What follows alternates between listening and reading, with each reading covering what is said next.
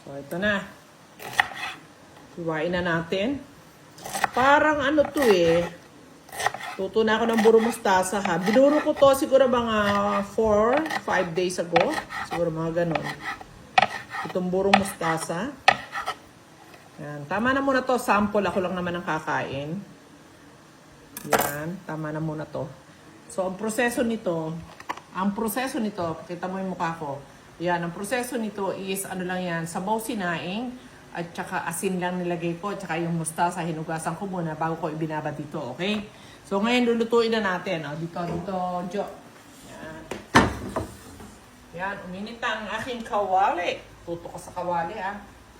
Yan, nagpa-practice itong ating videographer, ha. Yan, coconut oil. And then, tuto ka lang din sa kawali, ha. Lagay na natin si bawang.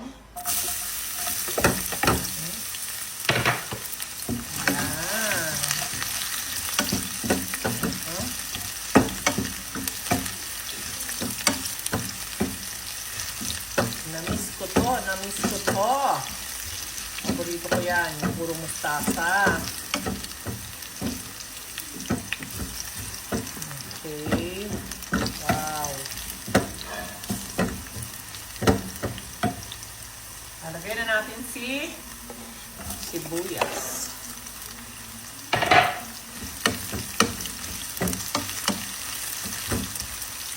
Bango.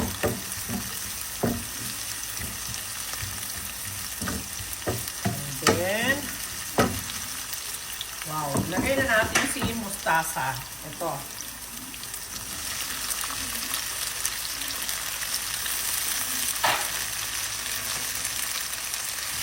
Huwag ko muna siya lalagyan ng asin ha. Kasi buro nga siya, may asin na yan. Okay, titikman muna natin, baka umalat. Lagyan din natin ng garlic chili. Konti lang. Yan. Mabilis lang to. Purong mustasa. Yan. Okay. Kukuha na ako ng pangsikin ng sarita.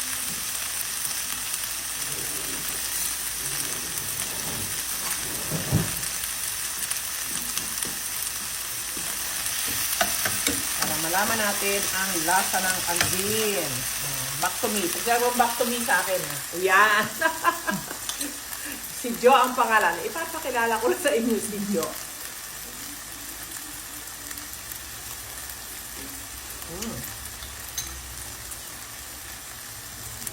Mainit. Hindi na kailangan lagyan ng asin. Yan na. Perfect na yung lasa niya. Yan.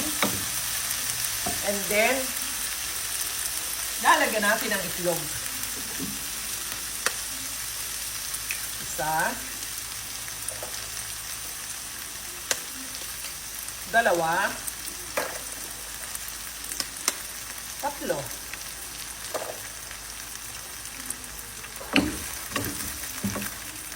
Namimiss ko na to. Tagal na.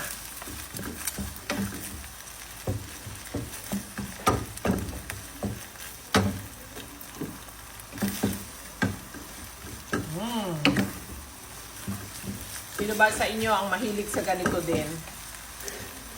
Sarap po. Kahit sa sinigang, masarap kaya yung labanos. Ay, labanos, mustasa. Yan.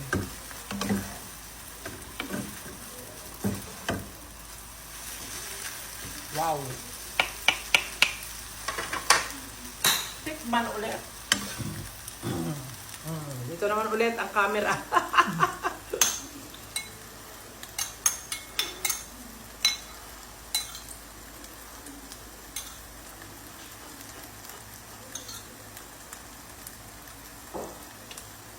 Nako, napakasarap.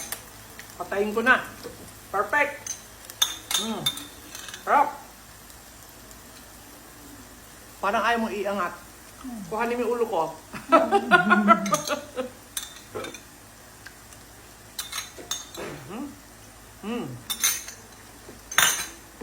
Perfect na talaga. Thank you, Lord. O, pakita mo ulit. Isa pa.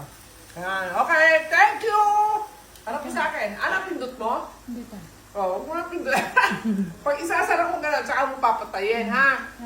Okay, so thank you. Kakain na ako. God bless.